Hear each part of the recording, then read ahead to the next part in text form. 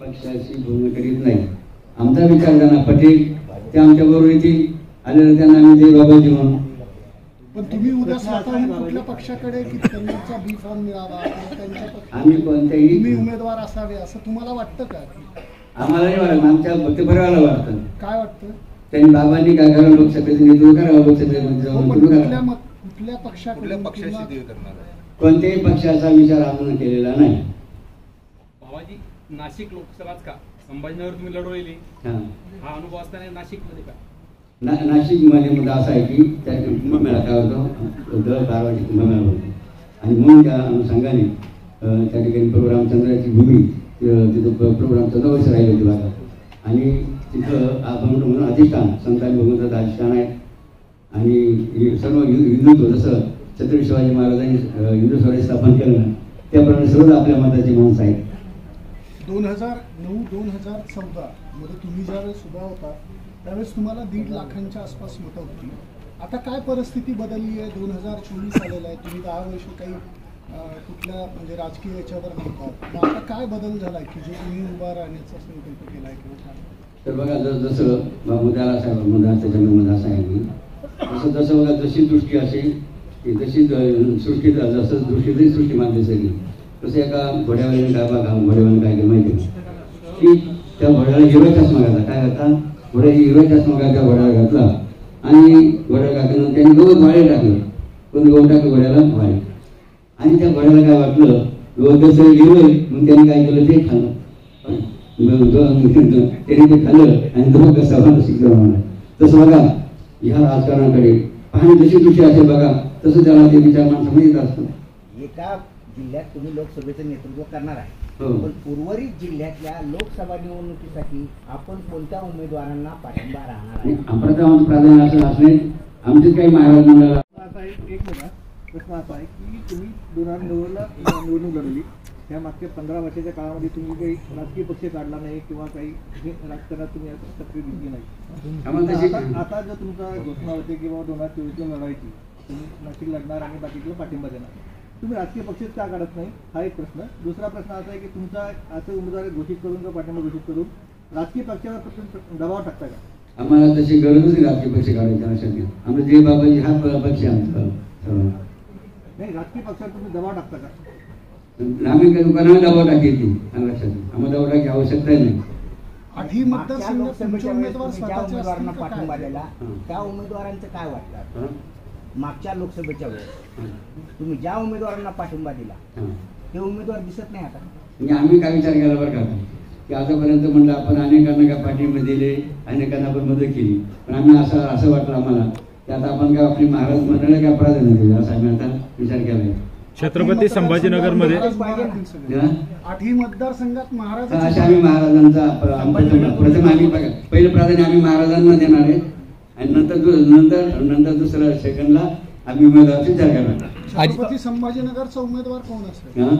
छत्रपती संभाजीनगरचा आमचा का आमचा आम्ही एखादा महाराज आम्ही निवडणार आहे. आमची कमिटीची बैठक अजेंडा काय असणार आहे तुमचा? आम्ही प्रथम उमेदवाराचा विचार करणार आहे नंतर पुढचा दुसरा नंतर नाही. तुमचा अजेंडा काय राहणार आहे? आमचा अजेंडा हाच आहे लढा राष्ट्र हिताचा आणि संघर्ष राजकारणाचा. हिंदुत्व भाजपला विरोध करणार आम्ही कोणाला विरोधासाठी आमचं राजकारण आमचं राजकारण काय एक तर इलेक्शन लढायचं म्हणजे एखाद्याला विरोध तर करावा लागेल ना बाबा. ऐका ना पण आम्ही कोणाच्या विरोधात उभे राहत नाही. आम्ही कोणासाठी उभे राहतो देशासाठी देशाच्या हितासाठी. तुम्ही मतदान घेणार म्हणजे कोणाच्या तरी उमेदवाराला मतदान कमी करणार शेवटी विरोध होणार मग विरोध कोणाचा? त्यांना वाटेल विरोधी बाबा पण आम्हाला आमचे विरोध कोणी दिसत नाही. बाबा एक मिनिट तुम्ही आता राजकारण करताय तर 100% राजकारण असं नको ना सरकारला जायचं गाडी वापरायचं. तुमच्या टॅगलाईनशी मिळता जुळता वाटतो का किंवा काय वाटतं? बघा यासोबत दुसरा प्रश्न असा आहे की मागचे जे तुम्ही विधानसभेला जे पाठिंबा दिला होता लोकसभेला जे 9 लोकांना 8 लोकांना पाठिंबा दिला होता ते सर्व चारित्र्यवान होते का? म्हणजे आम्ही बघा काय केलं होतं आम्ही अपेक्षा त्यांच्या केल्या होत्या. प्रश्न असा आहे की म्हणजे चारित्र्यवान उमेदवाराला आम्ही पाठिंबा दिला होता ते सगळे चारित्र्यवान होते का? त्यामध्ये बाबांचं काय जैसा कर्म कर वैसा फल. आमचं म्हणणं काय की आमचं म्हणणं काय होते का नव्हते? त्यानंतर होते का ते चर्चा होते ना काय सगळे सगळे सगळे सगळे आता सगळे ज्यांना तुम्ही सपोर्ट करा ते लोक त्यानंतर होते का? तर ते बघा बाबांसमोर एवढं या संदर्भात बाबांसमोर कसं आहे की आमचं कर्तव्य काय आहे, आमच्या चष्म्याला बघा कोणी कसं असो, कोणी कसं आम्हाला कसं दिसतो, आम्हाला तो चांगलाच गुन्हा नसतो म्हणजे आमच्या दृष्टीला जो वाटला चांगला आम्ही त्याला पाठिंबा दिला. त्याचं कर्म त्याला बघायला लागेल. आपण नुकतीच मोदींची भेट घेतली. हां, मोदींनी तुम्हाला उभे राहण्याच्या दृष्टीने अनुकूलता दर्शवली आहे का? त्या समोर काही संवाद झालेला नाही, पण काही विचार काही संवादच झालेला विशेष नाही. नाही. मग त्यांच्याकडे ज्यावेळेस तुम्ही भेट घेतली तर तुम्हाला काय वाटलं? बाबांना असं वाटतं बघा की प्रत्येकाला प्रत्येक व्यक्तीला काय वाटतं, जर तुकारामाला म्हणतो ना माझ्या जातीचे मत भेटू कोणी, तसं बघा त्यांच्याही मनाला वाटलं असेल की आपल्यासारखेच कोणतरी या ठिकाणी आपल्या संसद आली पाहिजे. संसद आहे मान्य, पण मोदी सारखे देशाचे पंतप्रधान एक भाजपचे नेते मोठे म्हणजे भाजपचे राष्ट्रीय सर्व त्यांना तुम्ही भेटणं किंवा त्यांच्याशी तुमचा संपर्क होणं हे कशाचं झोतक मानलं जातं? आता ज्याने त्याने समजून घ्यायचं. नाशिक लोकसभा मतदारसंघात तुम्ही उभे राहिला अपक्ष म्हणून सध्या कुठल्या पक्षाशी तुमचं बोलणं? भारत मातेचे चरणावर ही महाराष्ट्री संतांची भूमी आहे आणि उत्तर प्रदेश बघा देवभूमी आहे. जसं आपण पाहतो की राम मंदिर व्हायला किती वर्षे लागले, 500 ते 550 वर्षे लागले. मात्र राम मंदिर इतक्या वर्षे का माहीत देतो माहीत हा एक प्रश्न आहे आपल्यासमोर. ह्याच वेळेला काय झालं तर जसं बघा त्या उत्तर प्रदेशामध्ये एक संन्यासी त्या उत्तर प्रदेशाच्या गादीवर विराजमान झाले आणि जी सर्व भारतीयांच्या मनात स्वप्न होतं आणि विचार जडलेले होते, खरोखर त्यांना प्रोग्राम त्यांनाही प्रेरणा दिली असावी. आणि आपण पाहतो 22 जानेवारी या दिवशी माननीय पंतप्रधान नरेंद्र मोदी यांच्या करकमलाद्वारे प्रमाणच्या मंत्रघोषामध्ये तो सुंदर असा सोहळा त्या ठिकाणी संपन्न झाला, ज्याच्या आम्ही त्या ठिकाणी साक्षीदार आहोत. तो सोहळा घडत असताना आम्ही ज्याला ते मंदिर ज्याला बघत होतो त्या ठिकाणी तर पर्यावरणाची काळजी घेण्यात म्हणजे कोणतेही प्लास्टिक वापरण्यात आलं होतं, सर्व फळांची सजावट करण्यात आली होती. माझं ते मंदिर बघा काय बोलत होतं, काय ते मंदिराचे दगडं काय सांगत होते, हा मेन मुद्दा महत्त्वाचा आहे. ते दगडं काय बोलत होते म्हणे आम्ही या ठिकाणी केव्हा बसलो, केव्हा आम्हाला या ठिकाणी केव्हा स्थान मिळालं म्हणे या रामप्रभूच्या मंदिरासाठी. आजपर्यंत अनेक काही रामभक्तांनी असतील त्यांनी बघा बलिदान केलं, रक्त सांडलं आणि म्हणून त्याचे प्रतीक म्हणून म्हणजे त्यागा केल्याशिवाय इतिहास घडत नाही. आणि म्हणून जसं त्यांनी त्याग केला आणि त्या त्यागाप्रती म्हणून एक त्यागी त्या गादीवर बसले आणि त्यांनी प्रभू रामचंद्राचं मंदिर किंवा अधिष्ठान त्यांनी निर्माण केलं. थोड्या सांगायचं एवढेच बघा की आजकाल समाजाने बोललं जातं, काय बोललं जातं, राजकारण करणं चांगल्या माणसाचं काम. मग बाबांचा मुद्दा आहे सर्वांना किंवा तुम्ही मंडळी लोक म्हणतात राजकारण करणं चांगल्या माणसाचं काम आहे, मग बाबांचा प्रतिप्रश्न त्यांना मग कोणाचं काम आहे हा प्रश्न बघा महत्त्वाचा आहे. आणि मग त्या दृष्टिकोनातून आमच्या सर्व पर्याय विचार केला की त्यासाठी काय करायचं, आपल्याला एक चळवळ सुरू करायची. ती चळवळ सुरू करण्यासाठी लढा राष्ट्रहिताचा संकल्प आपल्याला भारतामध्ये आमचं म्हणणं आहे की राजकारण करणार ना, मग राजकारण शुद्ध राजकारण करायचं ना आपल्याला. मदत करा तर आपल्याला टाकायला कशाला पाहिजे, टाकायला गाडी कशाला पाहिजे. विद्यमान शिवसेना हे हिंदुत्ववादी पक्ष म्हणतात स्वतःला, ते हिंदुत्वाचा पुरस्कार करतात, मग तुम्ही त्यांना पाठिंबा का करत नाही? आपण पाहता आम्हाला कोणत्याही पक्षाची गरज नाही. आपण सर्व त्याचे आपण काय सर्व साक्षीदार आहात की महाराष्ट्र राजकारण काय आहे किंवा इथं काय असेल तर त्या पक्षाला आम्ही कोणतेही वाचन करू शकत नाही. त्यांना पाठिंबा ते हिंदुत्ववादी आहेत ना पक्ष शिवसेना. आम्हाला पाठवण्याची गरज, आम्ही तर हिंदुत्व आम्हाला दुसऱ्याला पाठवण्याची गरज काय. त्यांनी फक्त ध्वज हातात घेतला आहे, फक्त झेंडा हातात घेतला. आमचं तर पूर्ण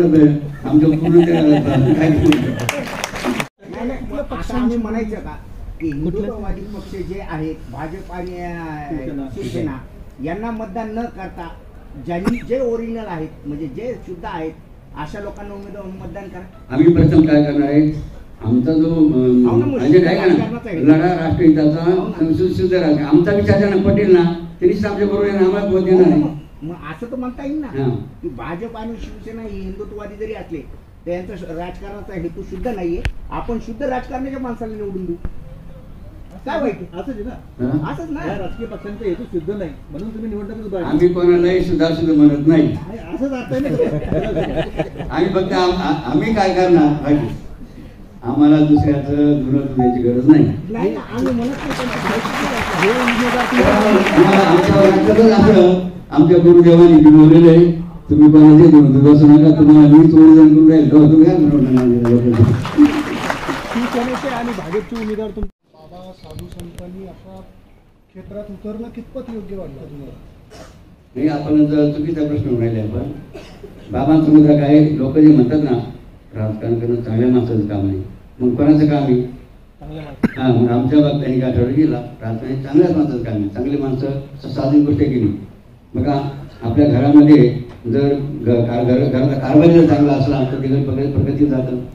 तर तालुक्याचा बघा कारभारी कसा असावा, जिल्ह्याचा कारभारी कसा असावा, त्याप्रमाणे अशा रीतीने जर कारभारी जर निर्वसनीय असेल, तो चारित्र्यवान असेल, निश्चित बघा त्या जिल्ह्याचा, त्या तालुक्याचा किंवा त्या राज्याच्या दिशा विकास झालेला राहतो. राष्ट्रहिताचा संकल्प शुद्ध राजकारणाचा अशी टॅगलाईन आहे तुमची. आणि उपकार या भारत मातेच्या आपल्यावर आहे. जसं शिक्षण असेल, आरोग्य असेल किंवा रस्ते असेल, हे कोणी केला देशाने केले. असे अनेक उपकार आपल्या घरामध्ये न बघितलं, गावामध्ये आपल्याला आरोग्य केंद्र होण्यात आली. असे अनेक राज्य उपकार या भारत मातेच्या आपल्यावर आहे. म्हणून बाबांचा प्रतिप्रश्न असा आहे, एवढे उपकार भारत मातेने आपल्यावर केलेले आहेत, मग मी देशासाठी काय केलं हा प्रश्न महत्वाचा आहे. आणि त्या अनुषंगाने आमच्या सर्व भक्तभरांनी विचार केला की राजकारणामध्ये आपण सुद्धा त्या ठिकाणी उतरलं पाहिजेत. आणि मी त्या दिवसांनी त्यांनी बैठकी निर्णय केला की या जे काही 8 लोकसभा मतदारसंघ आहेत त्यामध्ये नाशिक लोकसभेमध्ये त्यांनी बाबांना आग्रह केला की आपण काय करावं या ठिकाणी. त्यांच्या आग्रहाला मग मान देऊन बाबा त्या ठिकाणी नाशिक लोकसभा काही बघा असं ठीक निर्णय घेण्यात आला आहे की पक्ष आपल्याबरोबर येऊन लागत नाही, मात्र ठाम त्या ठिकाणी विचार केला असं तर भक्तपरवाने की या ठिकाणी आपण कोणत्याही प्रकारे या उतरणं आणि ही लोकसभाची निवडणूक लढणार आणि जिंकणार सुद्धा.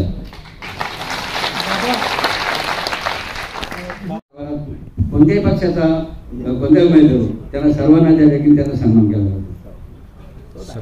Sir thank you.